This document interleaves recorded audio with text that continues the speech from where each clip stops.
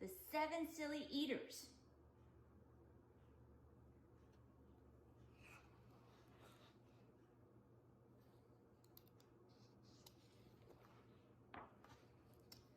Not so long ago, they say, a mother lived, just like today. Mrs. Peters was her name. Her little boy was named the same. Now, Peter was a perfect son in every way except for one. When Peter was just 1 year old, he did not like his milk served cold. He did not like his milk served hot. He liked it warm, and he would not drink it if he was not sure it was the proper temperature. Mrs. Peters did not mind. She was a mother sweet and kind, and when his milk spilled on the floor, she patiently prepared some more. She'd take the bottle from the shelf and chuckle softly to herself. What a silly sort of eater is my darling baby Peter.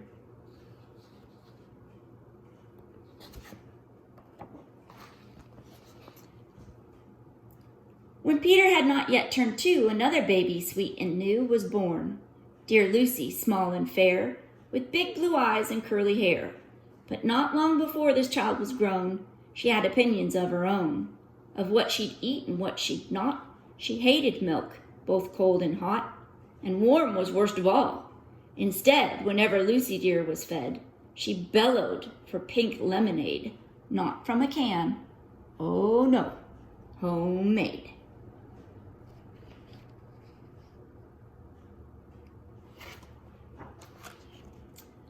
But Mrs. Peters did not mind. She squeezed each lemon to its rind, while mopping milk up from the floor and patiently preparing more.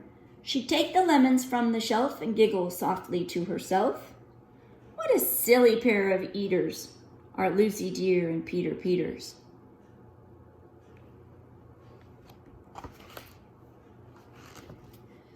Peter, Lucy, and young... Oh, I'm missing a page. Hang on. Now, Lucy grew and Peter grew till he was 3 and she was 2. And who was one? Why, little Jack. With eyes so brown and hair so black, a happy baby never cross, but all he'd eat was applesauce. Peeling apples by the pound, Mrs. Peter faintly frowned. She'd take the apples from the shelf and murmur weakly to herself, what a silly bunch of eaters are Lucy, Jack, and Peter Peters.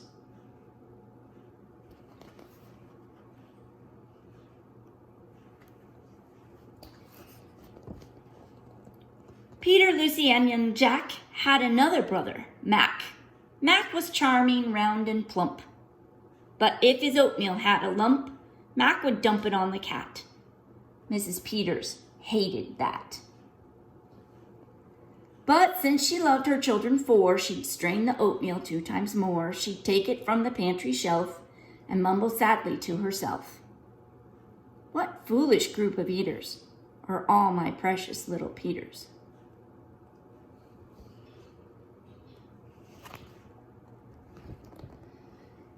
Before another year was through, who came along? Why, Mary Lou.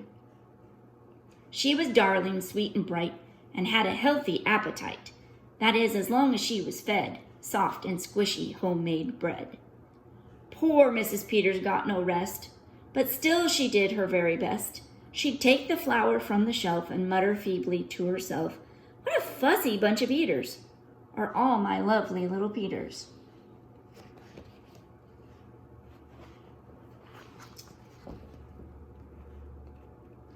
A year rolled by and the children grew. They really are a splendid crew, sighed Mrs. Peters, penning pens and diapering her brand new twins. Little sisters quick and smart, impossible to tell them apart. But Flo liked poached eggs and Fran liked fried. If she mixed them up, they cried. Tired to the very bone, Mrs. Peters groaned a groan. She'd take the eggs down from the shelf and whisper weakly to herself, what persnickety young eaters are all my 7 little Peters. Now, Time went by as time will do, and as it passed, the children grew. The problem was that as they grew, their appetites kept growing too, but not their choice of what to eat. Each child continued to repeat. They wanted what they'd had before.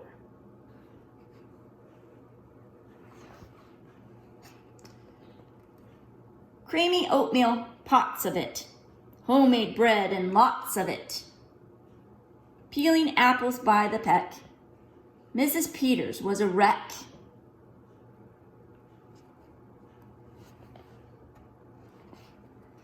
She wiped her brow and heaved a sigh. In fact, another year was passing by.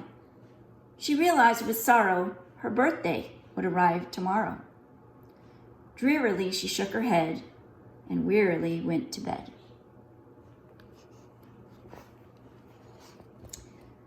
She thought her Peters had forgotten her special day, but they had not. At crack of dawn, they all began to carry out their secret plan. Mrs. Peters would be fed a birthday cake and breakfast in bed, a breakfast made of all the foods that kept them in such happy moods.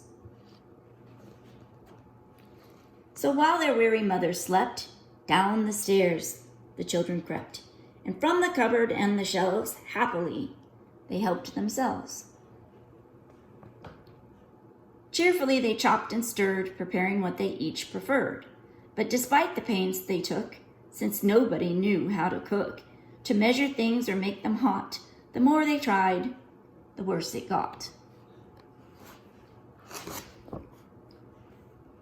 First, Mac's oatmeal turned out lumpy, which made poor Mac turn grim and grumpy.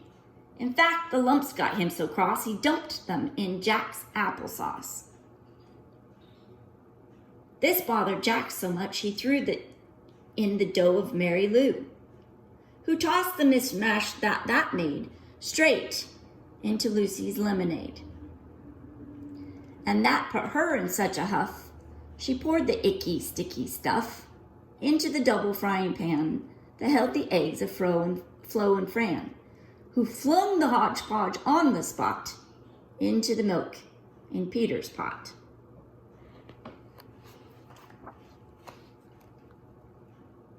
But when they saw what they had done, they wished they'd never had begun. They'd hardly slept a wink that night, and still things hadn't turned out right. And even though they tried their best, it hadn't worked. They were depressed. They'd be in trouble too, unless they found some place to hide the mess. The oven seemed the perfect spot. They all forgot that it was still hot. They stuck the pot inside, and then they all went back to bed again. The clock struck 6, but on they slept. Meanwhile, their mother softly stepped down to the kitchen, smelled the smell.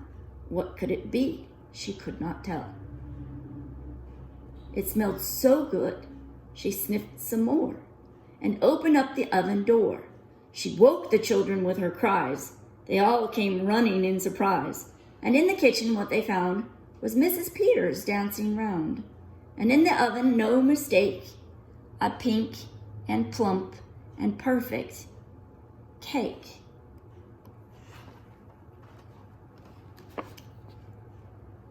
As their mother danced with glee, she cried, "A birthday cake for me?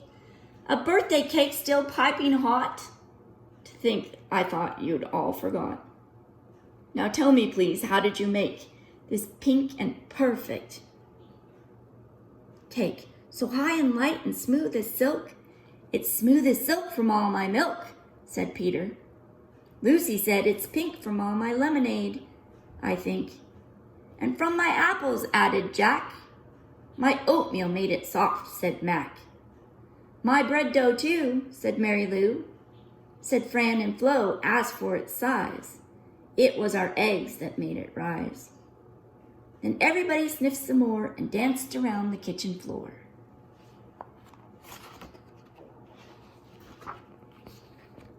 They put the cake upon a dish and lit the candles. "Make a wish," the children cried, "before you blow," and Mrs. Peters did just so. And what is more, her wish came true. as birthday wishes always do. And from that day to this, 'tis said, the Peters family all is fed. A single simple meal, just one, a meal that's good for everyone. A meal on which they all agree, made from their secret recipe. They all take turns in mixing it. They all take turns in fixing it. It's thick to beat and quick to bake. It's fine to eat and fun to make. It's Mrs. Peters' birthday cake.